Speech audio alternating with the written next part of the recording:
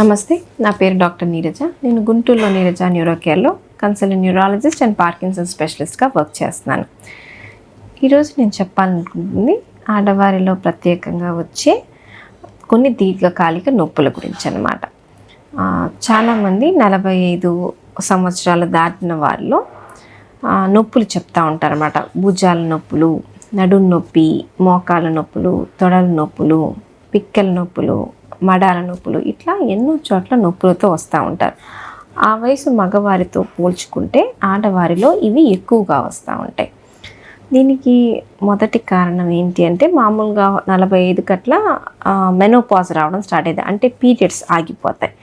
ఆ స్టేజ్లో హార్మోన్స్ అనేది బాగా తగ్గిపోవడం వల్ల నొప్పులు అనేది సడన్గా బయటపడడం స్టార్ట్ అవుతాయి.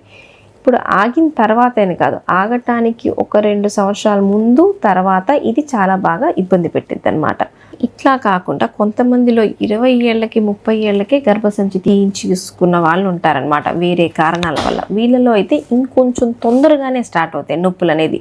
వీటన్నిటికీ మెయిన్ కారణం ఏంటి అంటే, హార్మోన్స్ లేకపోవడం వల్ల ఆస్టియోపోరోసిస్ వచ్చింది.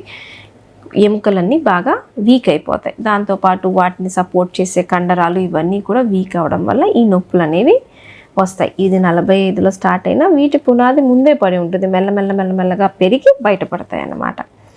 ఇది కాకుండా మామూలుగా ప్రతి ఆడవారు అనుకునేది ఏంటంటే, ఇంటి పనులు రోజంతా చేస్తున్నాం, చాలా బిజీగా ఉంటున్నాము, పనులు అయిపోయేటప్పటికి అలసిపోతున్నాము, ఇంత పని చేస్తున్నాం కాబట్టి మాకు ఎక్సర్సైజ్ అనేది అవసరం లేదు అనుకుంటారు.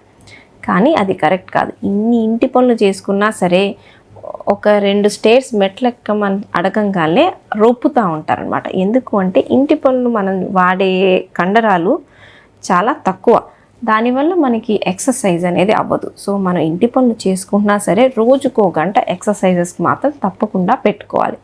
ఎప్పుడూ ఇంటి పని అనేది ఎక్సర్సైజ్ అయితే అవ్వదు. సో 30s 30 వచ్చేటప్పటికి మనం రోజు కొంతసేపు దీనికి కేటాయిస్తే 45 తర్వాత ఇట్లాంటి ఇబ్బందులు రాకుండా ఉంటాయి. ఇంకొక కారణం ఏంటి అంటే, డైట్. మామూలుగా ఇంట్లో పిల్లలకి, పెద్దవారికి, వీళ్ళందరికీ మంచి డైట్ ఉండాలని చూసుకుంటా చాలాసార్లు ఈ మామూలుగా 30s 40sలో ఉండే లేడీస్ పెద్దగా ఫుడ్ మీద ఇంట్రెస్ట్ చూపించరు, ఏది ఉంటే అది తినేస్తూ ఉంటారనమాట. దీంట్లో క్యాలరీస్ ఉంటాయి, అంటే కార్బోహైడ్రేట్స్ ఎక్కువ, వెయిట్ పెరుగుతూ ఉంటారు ఫుడ్ తిని. కాకపోతే దాంట్లో అవసరమైన పోషకాహారం ఉండవు. దాంట్లో కాల్షియం తక్కువ, ఐరన్ తక్కువ, B12 తక్కువ, ఇట్లా ఎన్నో న్యూట్రిటివ్ వాల్యూస్ తక్కువగా ఉంటాయి వాళ్ళు తీసుకునే ఫుడ్లో. సంవత్సరానికి వాళ్ళు చూసుకోరు, కానీ సంవత్సరానికి 1 కేజీ 2 కేజీలు అట్లా పెరిగిపోతూ, పెళ్ళైనప్పుడు 50 ఉండేవాళ్ళు 45 ఏళ్ళు వచ్చేటప్పటికి 70, 80 ఇట్లా వెయిట్ పెరిగిపోతూ ఉంటారు. అట్లా అని బలంగా ఉంటారా అంటే చాలా వీక్గా ఉంటారు. సో ఈ వెయిట్ పెరగడం వల్ల నొప్పులు వస్తాయి, ప్లస్ అవసరమైన పోషకాహారం లేకపోవడం వల్ల కూడా నొప్పులు వస్తాయి. చాలా వరకు మన హెల్త్ మీద మనకి ఇంట్రెస్ట్ లేదు, ఇచ్చే టైం లేదు. ఈ కారణాల వల్ల ఇవన్నీ వచ్చే ఇబ్బందులు అన్నమాట. ఇవన్నీ మనం వచ్చిన తర్వాత నొప్పులు బిళ్ళలు వేసుకున్నా, ఏం చేసినా సరే తాత్కాలిక ఉపశమనమే మనకి లభించింది. కాబట్టి మనం ముందు నుంచే వీటి మీద వర్క్ చేయాలన్నమాట.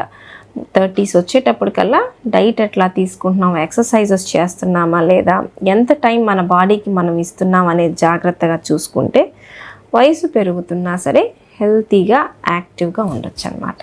Thank you.